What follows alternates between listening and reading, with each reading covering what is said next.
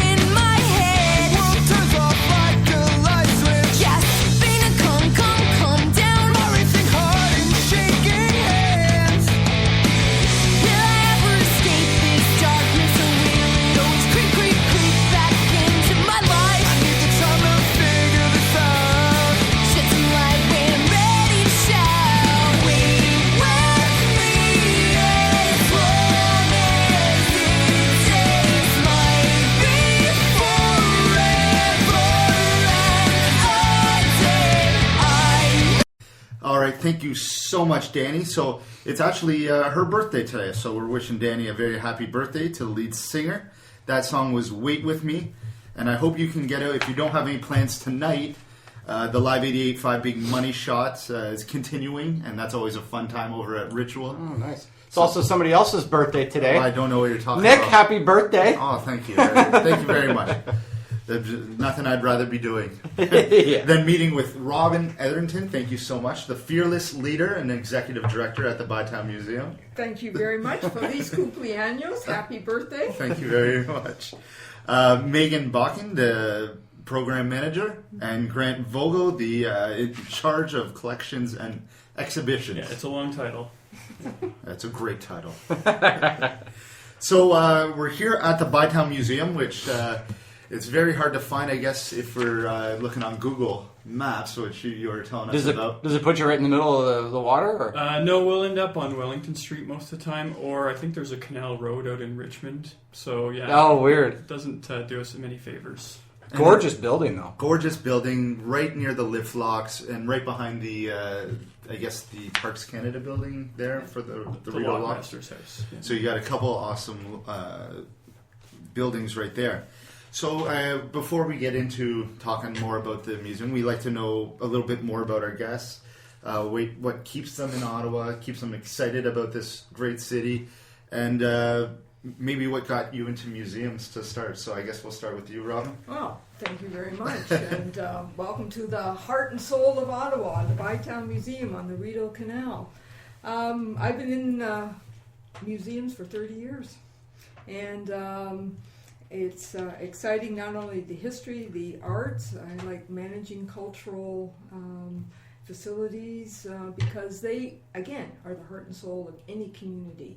Culture is what makes the heart beat and the soul sing. And without culture, well, then you just have streets and buildings. So we, my job is to make those streets and buildings creative places so that people can celebrate their culture. Yeah, and I guess they're getting really worried in Hong Kong and the major cities with just skyscrapers because nobody knows anybody around them at all. It's just they go to work, then they go home, and it's very secluded. Live in their little box. So you do great work in making the streets talk and making people know that they're part of something special. Now you said 30 years in the museum business. Have you been 30 years at the Bytown Museum? I've been 2.5 years here. I have been in Mexico and across Canada. Oh, wow.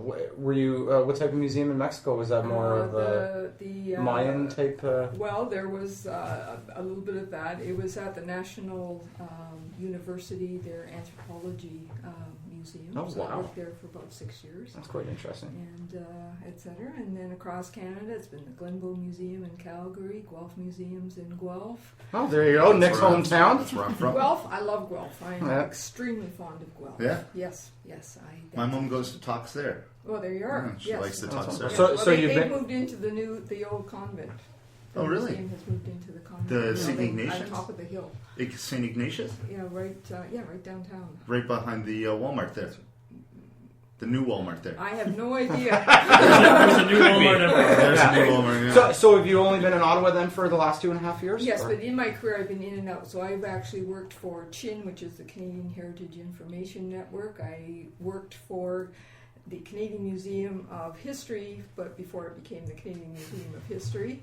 And so I've been in and out throughout my career, but I'm back. Oh, that's wonderful. I came back for Ottawa and for this museum. Now, has it changed a lot since you've been here last then? Absolutely.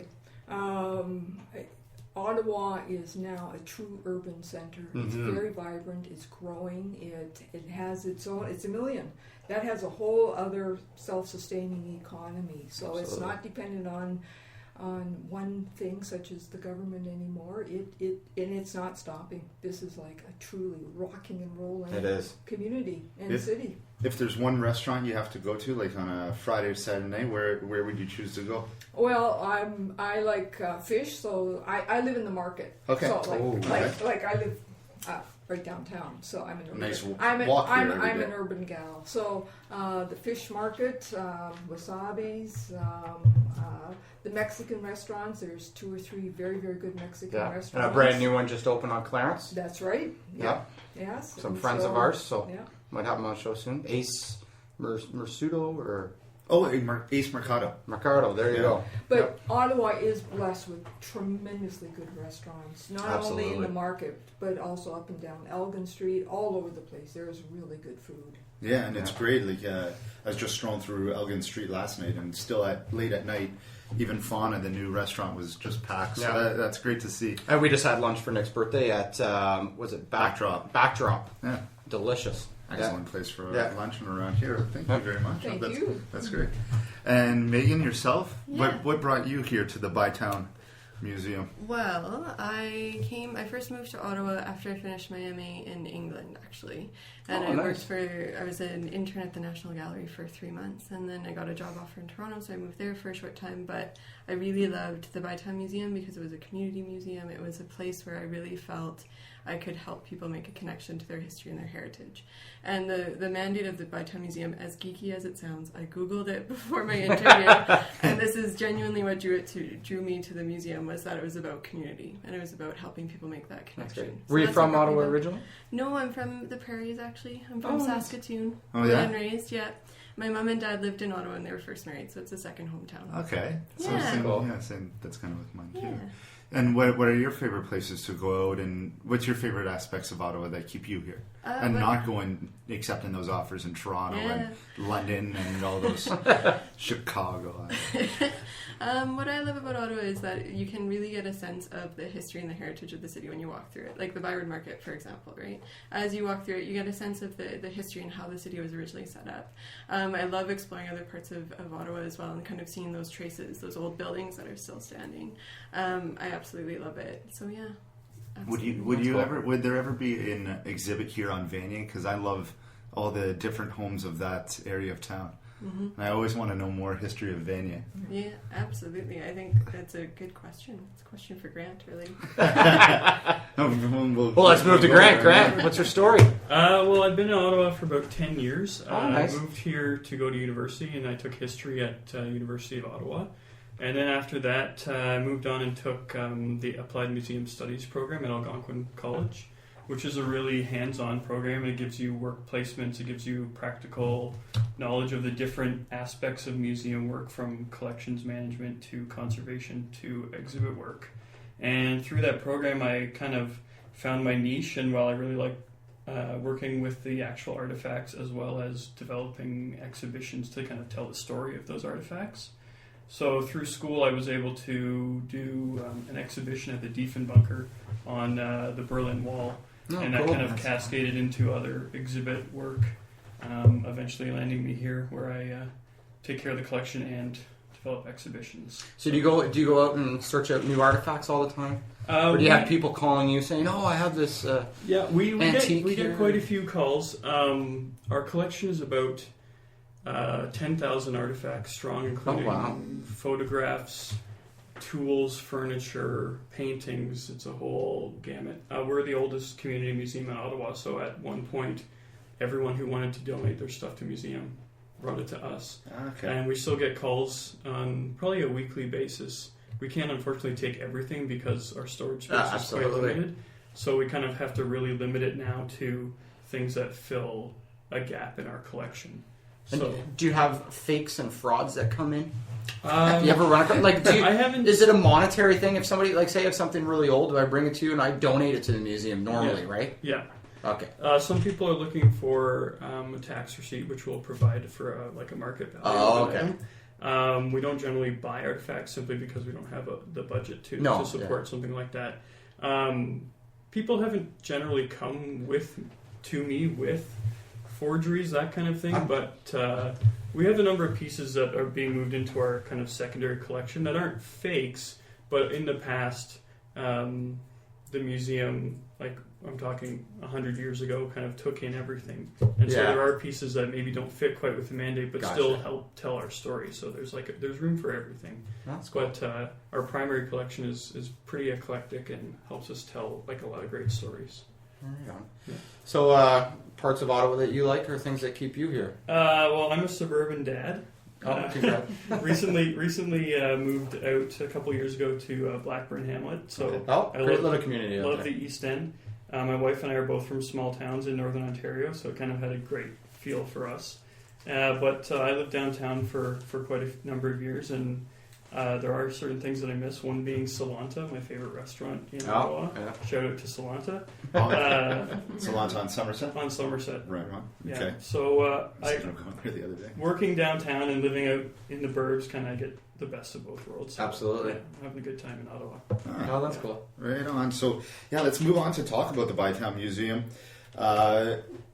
Because it took me from living in Ottawa to actually going about 10 years, and I really like going, and I want more of my friends to start coming here. So what would compel them, I guess, to come out to the Bytown Museum? What kind of exhibits are here present now?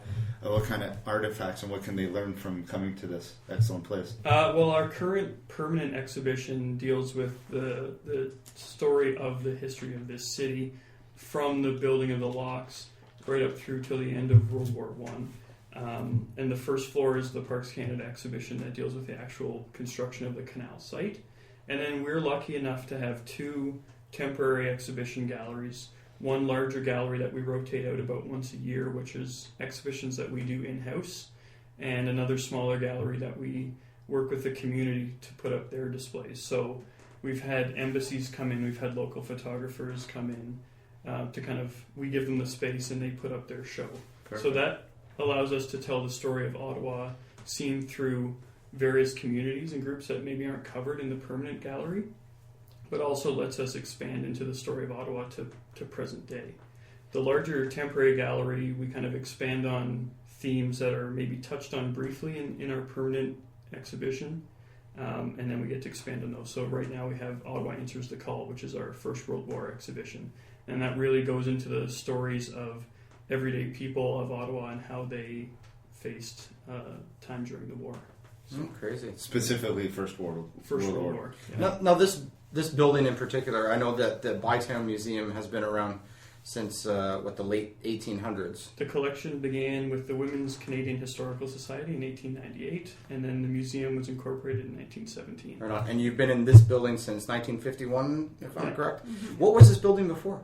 It was the commissariat, which was essentially a storehouse that was used while building the canal site. There was a sister or twin building across. That was the Office of the Royal Engineers, which was later incorporated into the railway embankment, which over the course of time made it unstable through the vibration. That building was torn down. So there used to be a twin across the canal. Cool. Did the railway come close to here? The railway went across, up along the embankment and across Alexander Bridge. I love the old photos of Ottawa with the railway right on the other side of the canal. Yeah. That looks interesting. I guess one of the stops on the haunted tour is here because this place is haunted.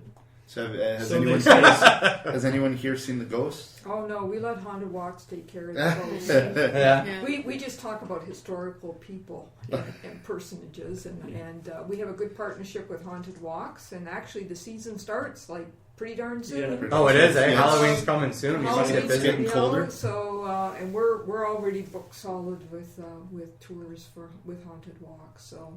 Right through from. Do they come up into the? Oh, they come all over the place. Yes. Oh, wonderful! Yeah, that's great, and the site, etc., etc. So, yeah, it's great. One of my questions, and I've learned about through. I just love history. Is we have had some incredible people come through Ottawa over the past hundreds of years. Is there any specific any specific person that you kind of relate to, or that you? When you think of not the best Ottawan, but one of the most memorable that comes to mind? Well, for me, I mean, I have to say Colonel John By, and that's because he built the site. I mean, he was phenomenal. He wasn't just a royal engineer and built the canal and built this building and site. He actually was an urban planner. He laid out Wellington Street, Rideau Street, drained the swamp and built the market, built Lower Town.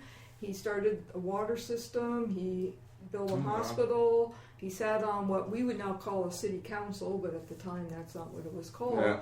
So he actually was a visionary, and he built it actually. It was open in the canal was open in 1832. He actually had it done in 1831, but for certain reasons they didn't publicly open it till 1832. There must have been red tape back then too. The city still took a little while. Yeah. And he was a visionary, so he built the canal wider than the traditional English specs because he knew the steam technology was coming. So he knew that the steamboats would not be able to fit down the original original canal. And the same with the streets. He knew that Ottawa was going to grow. Bytown, by the way, he founded Bytown, which became Ottawa. But he built those streets wider than the classic specs because he knew that Bytown would grow into a major city. What were those dates when it went from Bytown to changing over to Ottawa? About 1855. And it basically, I mean, Bytown was a rock and roll, violent, nasty. Oh, yeah. Really? Nastiest. The city. wild. It was the wild. Yeah. It was a nasty little place with all sorts of neat stuff happening. And so they decided to change the brand. So they changed the name. They established a police force, and they applied to be the capital of the Canadas. And I say the Canadas because there were 4. Upper, lower, and the 2 other provinces. So it was of the Canadas. Oh, cool. And was he ever mayor of this city? Yes. He was mayor? No, I apologize. I thought you said married. Yes, he was married, but no, he was not married. Was he good friends with the prime minister at the time? There was no prime minister at the time. Okay. Yeah. Because he was just go pre-Confederation. Didn't happen until just 30 years later, I guess. He might have been friendly with Queen Victoria. Hey. Some sauciness. And Queen Victoria was very friendly with Sir John A. But there was a little bit of difference in time frame. So Colonel John Byes, and there's some excellent books to get of him. You can get at. Or just come on down here and look at our exhibit. There you go. There you go. What about you, Megan? Is there a specific Ottawa legend? as the education person at the museum, it's really hard to narrow it down. So I will pick two. One is actually, Grant already mentioned them, the Women's Canadian Historical Society of Ottawa, who founded the museum. Because this was, if you think in terms of the history of the city and the history of the museum, they founded us. They just started in 1898 collecting objects that related to the history of Ottawa. And Bytown, so they started writing papers, they started doing all of this. Up until the 1950s, they were a women-only organization, which is pretty fascinating, actually. So in terms of the fact that we have the museum that we have today, the fact that we have the community that we have today is thanks to them. Without their foresight, we wouldn't have a lot of the objects in the collection. So it's quite remarkable that this group of ladies just started it. Just so out of sheer joy, they loved it and they're passionate about preserving the heritage of Ottawa for the future generations. Yeah, so I think that's fascinating, just in terms of the history of the city. Another story I love sharing, especially on tours, is actually the story of J.R. Booth, who is known as the Lumber King. He was the most wealthy lumber baron of the day, but he was he was a self-made man, and there's this great story of him getting out of a cab and the cab driver asking for a tip, and he said, you can ask my son who has a wealthy father, but my father was not wealthy, you can ask him, and he didn't give the guy a tip. So I mean, he's just this really interesting character from Ottawa's history. Partly the reason I love J.R. Booth so much is for anyone that lives in Centertown, Metcalfe and McLaren is actually where his house is.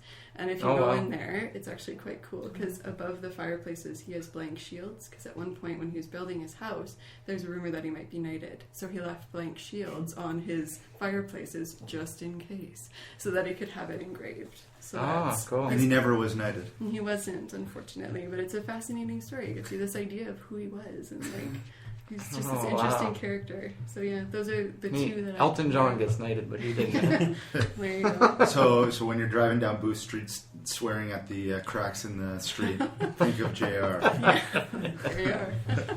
And Grant, yourself? I'm going to get a little philosophical and say that my favorite people from the history of Ottawa are kind of the unnamed workers that built the canal. Yeah. We know the names of Colonel By, we know Thomas Mackay, and those types of people, but we don't know very many names of the actual hundreds of people who more or less either immigrated to Canada to work on the canal or had come recently and found work when Bytown started to grow.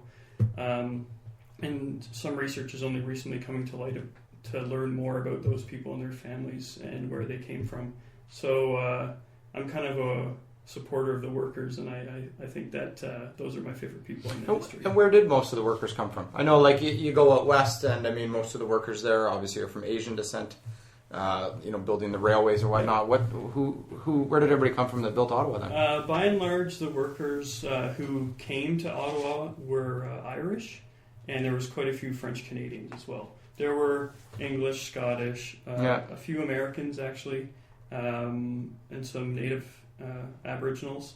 Some of the workers came specifically to find work and came essentially directly to Ottawa. Others had settled in years previous in Richmond and came in when they found work. So the two big groups are Irish and French Canadian, who did kind of the grunt work.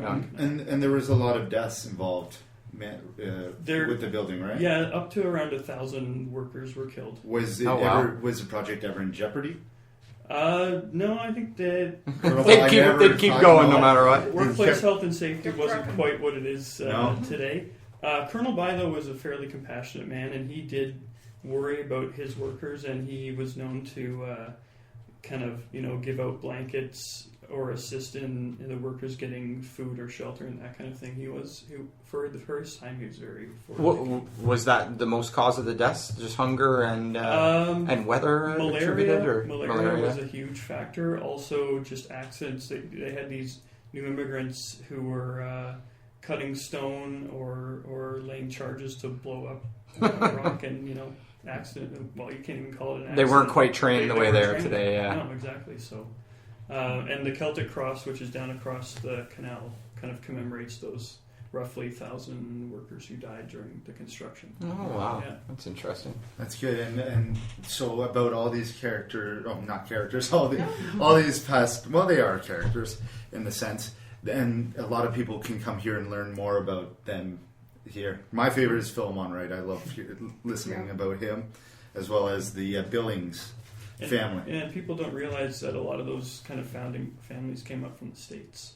Yeah. So, Oh, it's an cool. interesting fact. Well, what's your favorite, being in charge of artifacts and whatnot then, on the other side, what's your favorite artifact that's in here right now? That's a tough one. There's got to be some Favorite cool stuff. Yeah. On display right now, if you were to come down to the museum, one of my favorite artifacts would probably be the Hannum table. So on the second floor, we have a table that's inlaid with 19,000 pieces of wood, showing the lumber mills of Ottawa in the early days. And it was, Wow. Yeah. And it's, I can't remember how many different types of wood, but it's a sight you kind of have to see it. You can't describe it. So, That's incredible. yeah. And I mean, the lumber industry, we forget that lumber was the primary industry. It started in 1800 by Philemon Wright, Yeah. believe it or not.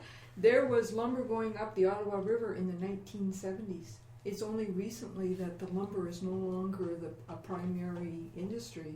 And I mean, we have a great exhibit. I still think that the red and black should have been called the raftsman. Yeah. The raftsman who yeah. went up, cut lumber 6 I think months so of as the well. year up north, and then built these big rafts and rafted down to Montreal with all the lumber. So It makes a lot more sense than red Yeah. black. But Well, at least they got the mascot right then, I guess. Yeah. yes, Yeah. There's yeah, a Big lumberjack Joe. at least, so Big that's Joe. good. Big Joe That's is good. big. Now, is the reason that the lumber industry did we just use up all of the lumber pretty much? Did we kind of? Technology's changing, synthetics, a whole bunch of reasons. I mean, lumber is still important, but not.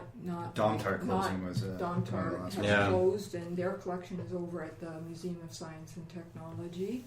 And but it went on for 170 years. Wow.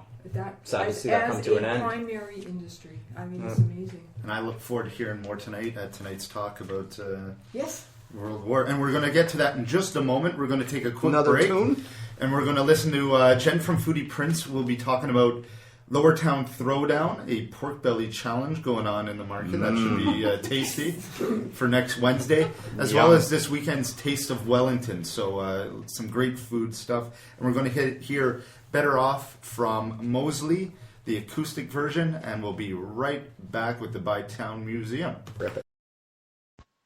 Thanks, Nick. This week, I'm turning the spotlight to two great events taking place. The first one is the hugely popular Taste of Wellington this Saturday from 11 a.m. to 5 p.m.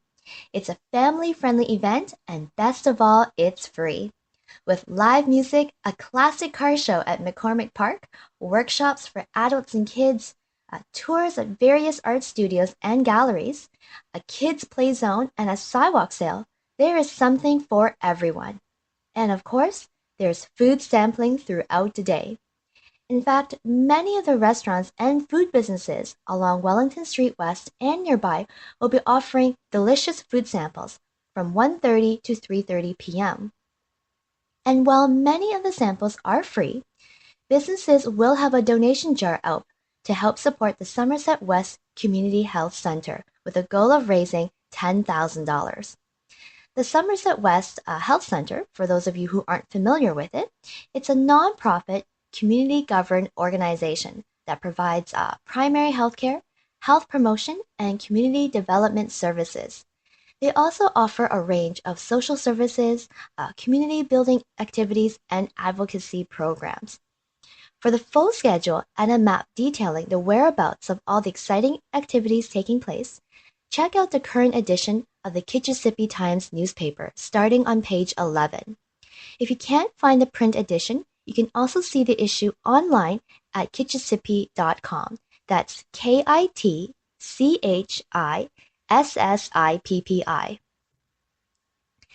Now, when you hear the words pork belly, what comes to mind?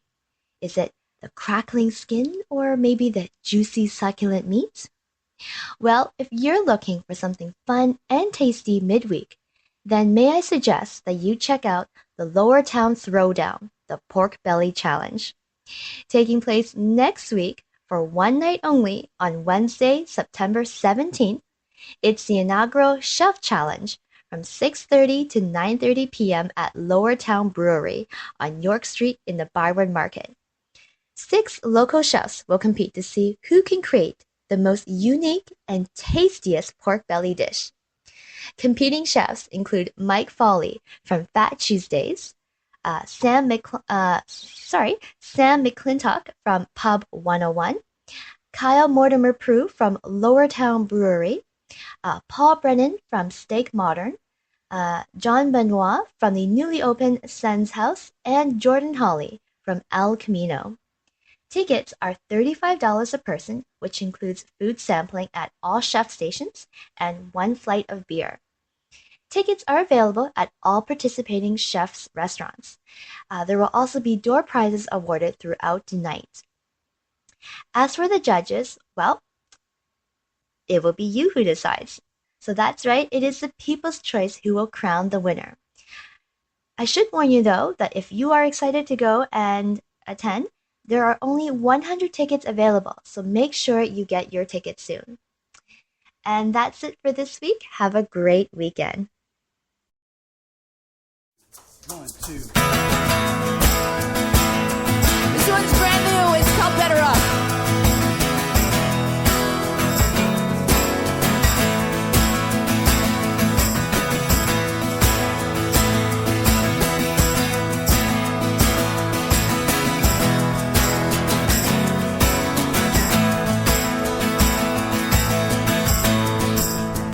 Tell me one more time how you feel.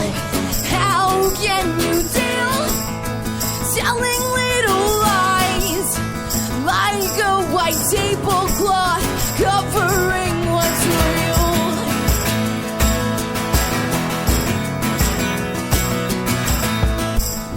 Pretend you're not birds of a feather. All right, thank you so much, Jen and Foodie Prince, and congratulations on the upcoming release of your new book. As of today, 104 holds at the Ottawa Library. Good but job. We do want people to go out and buy that book. Absolutely. And I know all my clients will be getting those when they get their homes, because I think that's an excellent thing. That's great. And thank you so much, Mosely, as well. So there is, with the change of technology, we love seeing museums change and adapt and use the community. And Megan was telling us earlier about getting the youth involved and I guess the future of the museum. So if you can let us know a bit about what's going on there, that'd be great. Absolutely. So last September we actually launched a youth council for the Bytown Museum, and it's the first time we ever did something quite like this. So they've decided to call themselves YOCO. And it's a group of youth that come into the museum and they do projects and events and that sort of thing. So last year what they did was they produced blogs, they're working on podcasts, they redid our kids area, they did youth-led tours, the list goes on. So it's quite an innovative program. It's what's interesting about the program is it follows a FIBI model, which stands for Youth by Youth. So essentially youth plan events for youth by youth. It's a little bit more complicated to manage than that sounds, but it's been really, really great. So that's been something that we've been doing. If you haven't been to the museum, please stop by because you'll see their work on the 3rd floor with the new youth activity area that's set up. A great thing that happened when Robin started was we looked at setting some key priorities. I know she might want to. No, you go for it. Okay. So we picked 3 projects. So we picked Youth Council, digitization of our collection, as well as the policies. So those were the 3 things that we set in stone kind of for what we were doing moving forward. And Grant's been working on digitizing the collection, so that's going to be launching shortly. And that really supports the work that Youth Council is doing because Youth Council can draw from the collection that'll be online. And then also the policy supports all of it because it makes sure that we're able to cross all the T's and dot all the I's. So yeah. The lowercase j's. Yes. Exactly. So how many youth are working with the Well, last museum? year we had 13 Okay. that were set up. They loved us so much they wanted to come on Friday evenings and hang out with us and do their projects. Amazingly enough, they actually wanted to hang out with us on Friday nights. Success. And so this year we're relaunching it actually tomorrow. So on the Friday we'll have our first meeting for the next year, and we're going to aim for about 15 to 20 youth. Wow, perfect. Cool. And it counts towards their volunteer hours? Absolutely. For high schools? That's Yeah. wonderful. Oh, nice. I never got interested in stuff So like that. sign up. Yeah. We aim from 16 to 23. I just missed it by a shade. Just missed it today. That's hair. too I bad. just missed it. I'm 24 now. Well, you can come and volunteer. There you go. There we go. So another reason we're here is great new initiatives. Well, not new necessarily, but a lot of more interactive with the community. Monday night movies at the museum, as well as the Ottawa Answers a Call lecture series. So if you can give us a quick update on those.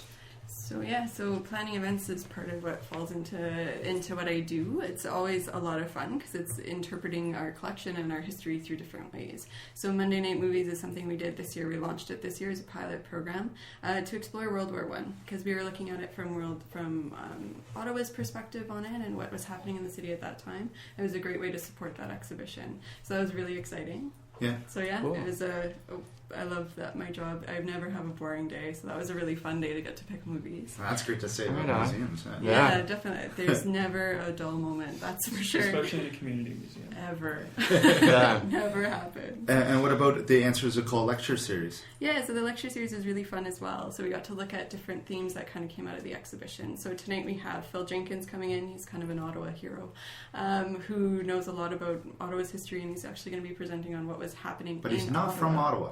Yeah, true. But what made him? He's from Liverpool. Yeah. And what made him so infatuated with the history of Ottawa? You know, I'm not entirely sure. I know Wow. he's lived here for he's worked in Ottawa for a long time, and he's really passionate about the history of the workers and that sort of thing. And when I've chatted to him, so he's a really interesting guy. He also narrated our audio guide too. So Oh, cool. if you come and do a double take while he's talking, that might be why. You do have an audio guide for the museum, In 6 languages, and it's all uploaded on our website. and you can listen to it on the website as well. Yeah, you How can. long does it go for? It's about 45 minutes. 45 minutes. And I think we're definitely the only community museum with a 6-language audio guide, and it's kind of kicking at the door of a lot of the nationals as well. So Yeah, that's great. it was a great What are the 6 fun- languages? I'm assuming we got English. French, English, obviously. And then... English, French, German, Spanish, Japanese, and Mandarin. Oh, wow. So no Dutch for you, Andrew. No, Yeah. yeah. Ottawa tourism loves us. They bring down the fan tours because the audio tours in 6 languages. I bet. And actually, I was going to ask that. I mean, I've been in Ottawa long enough, and I have to guiltily say that I have not been in here before. Is the majority of the business that comes through tourism?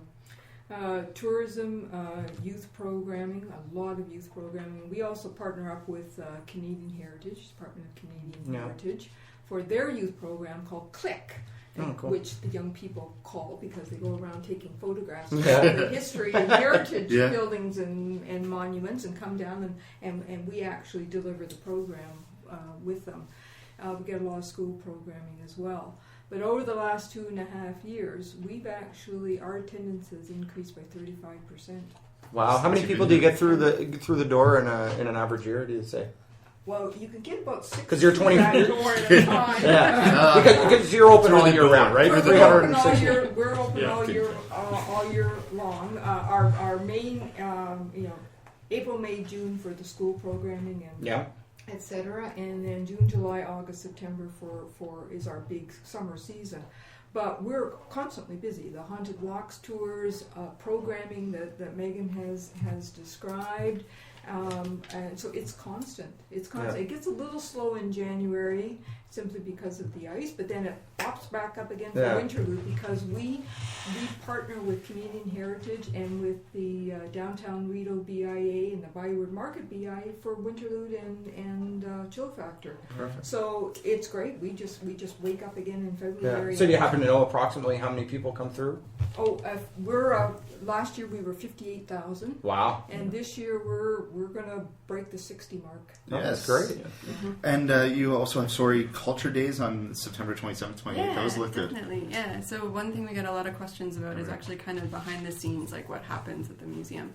So for Culture Days, what we're going to be doing is there's going to be tours that are going to be happening, hopefully led by some of our Yoko members. We've got some people that are interested, so if you want to hear from Yoko themselves, you're welcome to come to one of those, where they're actually going to be talking about everything that happens behind closed doors. Something we do on social media, particularly during exhibition changeovers, is behind the scenes. So you'll often see Grant hanging something, or that sort of thing. He's His famous pose. He is famous. And so that's what we'll be doing. So they'll be doing tours where they talk about kind of the research and the programming and everything that happens behind the scenes. And then they get to go downstairs and make a little exhibition on paper. So they get to plan out some of those things. And And another great thing during November, Grant loves the. You won a grant from Awesome Ottawa, who we had earlier on, and you put together the future of the Great Mustaches of Ottawa. We did. That was your favorite great one. Exhibition. Your favorite My mustache. favorite mustache. Another tough one. I can't recall the gentleman's name, but I know the mustache was the hula he. Oh yeah. So you had to hit you back on that one. Yeah. I gotta pipe in and say Lanny McDonald. Yeah, I don't know if That's not he's from even Ottawa. in there. He's not even from Ottawa. But none of those guys could have done it in a month. That's all I'm saying. Oh, that's true. That's That's all true. I'm saying. Some of those were lifetime grants. One last thing before we go, we're in right now where the library used to be. So for people that do love Ottawa history, where can they go now to do the research? City Archives. City Archives, The where? archival material and books have been transferred to the City Archives up past Algonquin College. Okay. So it's up Woodruff. And so they can go there. They can also go to the Ottawa Room at the Public Library, a phenomenal facility and resource for people. And of course, the National National Public Archives and Library is also a great resource. Awesome. Nick's breaking things. That's my phone. And just in addition to that, we are working to get our artifact database publicly accessible, which means from any computer in the world, you can take a look at our collection and learn more about Ottawa's history. Perfect. Crazy. I guess, real quick, best indication of the future is studying the past. How do you see Ottawa going on in the forward from here? Would Colonel John By be excited about the LRT? Absolutely. Yeah, Well, He would be happy his canal is still in operation. Yeah. And this is just an extension of transportation. What he wanted was people to come to Ottawa, so he built this incredible canal from Ottawa to Kingston to get people up and down, and from St. Lawrence all the way to Montreal, but stay in Ottawa. So he'd be ecstatic with the LRT, with the brand new Ottawa Art Gallery. And with people actually starting to come back to his beloved downtown and Byward Market and Lower Town, which is being revitalized, because that's what built to begin with. He would have changed the name of the Red Blacks, though. Yes, except that he would have Jeff said Hunt's that, gonna be the honest. military costumes were red and black, so he might actually. There you quite go. So content. okay, There you so go. I like it. Well, thank you so much for having us here. It was Yeah. an absolute Thank you for pleasure. coming. We'll just quickly go over some events going on this week. So first off tonight, again, to recap, come here at 6 p.m. That's right. I will be coming here for that. That's for my birthday. That's what I do on my birthday. Party hard. So events this week from apartment613.ca/events if you want to check out more. Folkfest is going on in full swing. That's a lot of fun over at Lord's there Hogsback. tonight. Lord's there tonight. The National tomorrow, so I'll be there. And of course, if you don't have tickets, check out the free shows Saturday and Sunday if it's beautiful outside, because those free shows are awesome, and you get the craft beer tent is outside, so you don't Craft have to beer get tent free? the beer's not free. Brew Donkey's, Attendance is going up now, though. Brew Donkey's doing a tour to the 3 breweries out east, and so Andrew and I will be doing a live show on the brewery, or on the Brew Donkey tour, and that will be coming out next Thursday. That should be interesting. That'll be very interesting. We'll 3 see how the breweries, end of it, live yeah. show. Tune in. Taste of Wellington on Saturday, as well as the artists are going to be around Wellington, so you'll be able to see them in their elements. I did that last week. That was a lot of fun. The first urban craft of kind of the fall season at the Glebe Community Center. We have great local artists there. And one of the might be the last outdoor show at Mugshots of all time. Mm-hmm. Of all time? Yeah, I think so, because of the art gallery. I don't exactly know what's going on. It might Oh, be in the with all the season or renos time. and everything, they Yeah, might have trouble I don't know doing that, exactly eh? what's going on, so we'll see. Hip-hop karaoke as well tomorrow night. Yeah, the last one of the season before they announce where they go next. Yeah, that's right. Yeah. Anything else, Miller? some good DJs in town, Above and Beyond and Matt Zoe at the EY Center on Saturday. Four Corners. I don't know if anybody. They're in town all the time. They are the Raptors DJs. You're right, and they're going to be at Mansion tomorrow night too. Yeah, so Raptors they're really good. Raptors are going to be good this year. All right, well, listen. One last song, very fitting because we're all friends now, and this song's called "Friends" from Mosely. Have a great week, everyone. Come out to the Bytown Museum. Thank you. Bye bye.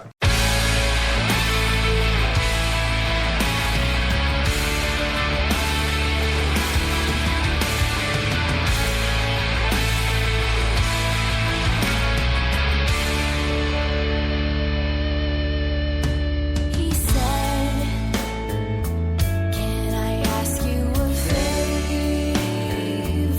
Will you please be my friend? I could know you forever. We just can't get too close. It's not